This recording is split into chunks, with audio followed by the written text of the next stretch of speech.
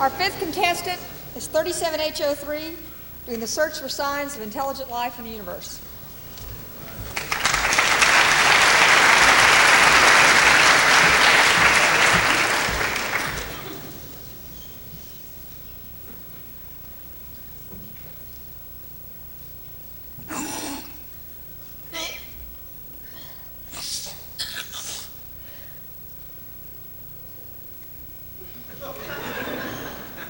Here we are, standing on the corner of walk, don't walk.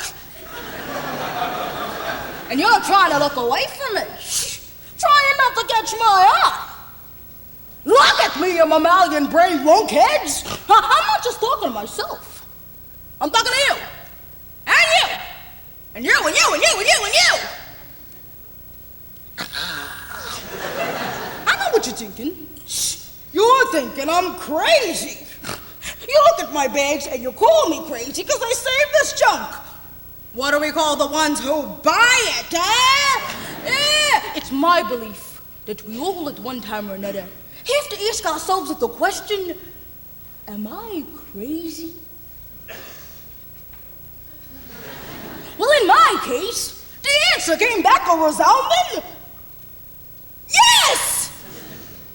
Meet Trudy, a schizophrenic bag woman who believes that her umbrella hat gives you the ability to see into other people's lives.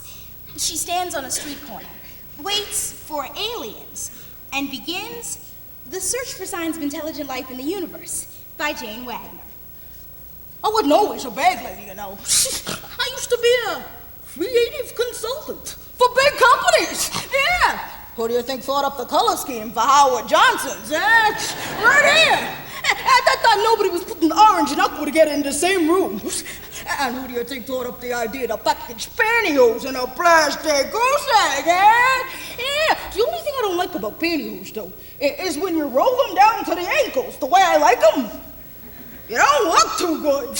But it's a look. The only idea I'm really proud of, though, is my umbrella hat.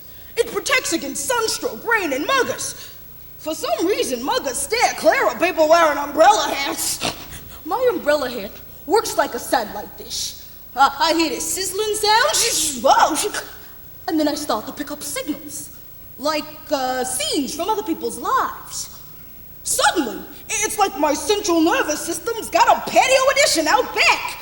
Whoa, I see glitches. I see a dark-haired actress on a Broadway stage.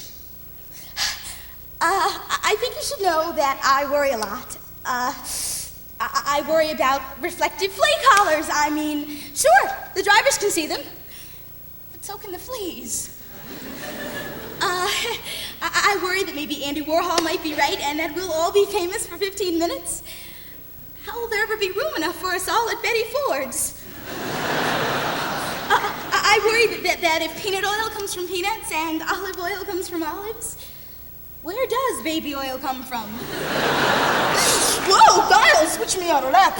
I got enough worries of my own to deal with. The one thing I never worry about, though, is reality. Now, since I put reality on the back burner, my days are jam-packed and fun-filled. Like some days, I love to do this old joke. I wait for some music-loving tourist to go up and ask somebody, how do you get to Carnegie Hall?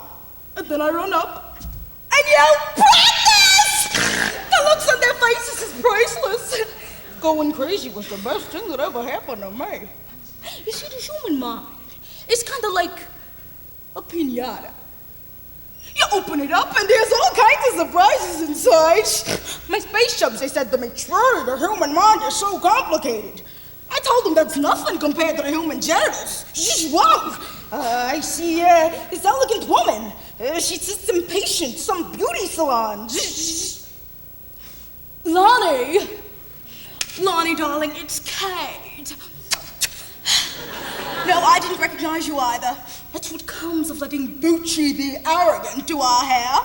I said to him, please, Bucci, nothing too radical. I tell you, coming here today was so humiliating. There were people on the street actually staring at my haircut. People who normally would have been intimidated. I'm so tired of being the victim of trends I reflect, but don't even understand. Guess who was seen at Raphael's last night with someone who is not her husband? Yes, I am having an affair. But not for long. It's one thing to have a boring marriage, but a boring affair just doesn't make sense. Pretty soon I'll just be one big yawn with a bad haircut. Whoa!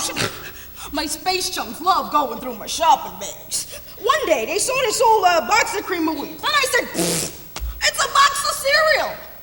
But then they saw it as a picture of infinity. You know how on a box of cream of wheat, there's a picture of that guy holding up a box of cream of wheat. And on that box of cream of wheat, there's a picture of that guy holding up a box of cream of wheat. And on that box of cream of wheat, there's a picture of this infinity. Woo, we think so different.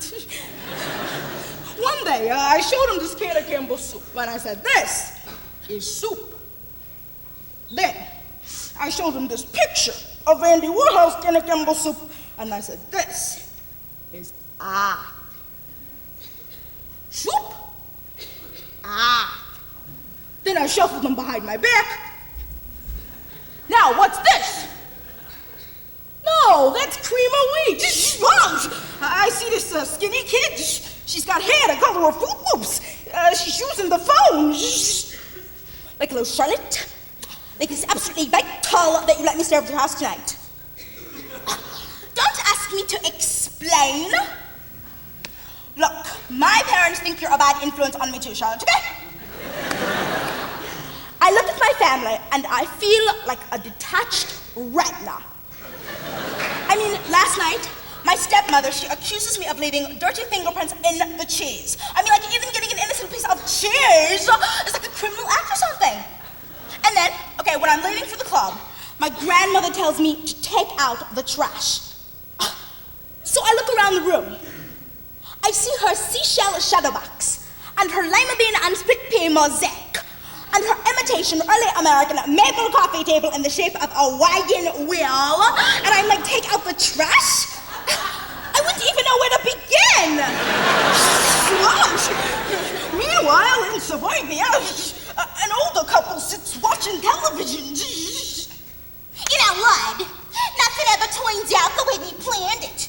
Not our retirement plan, not those AstroTurf neckties, not our daughter, and now not even our grand... You know what your problem is, Marie? Huh?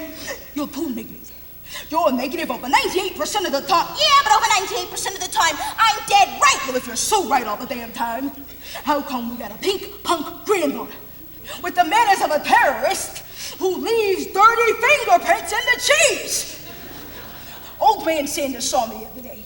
He said he saw something eerie looking in the yard.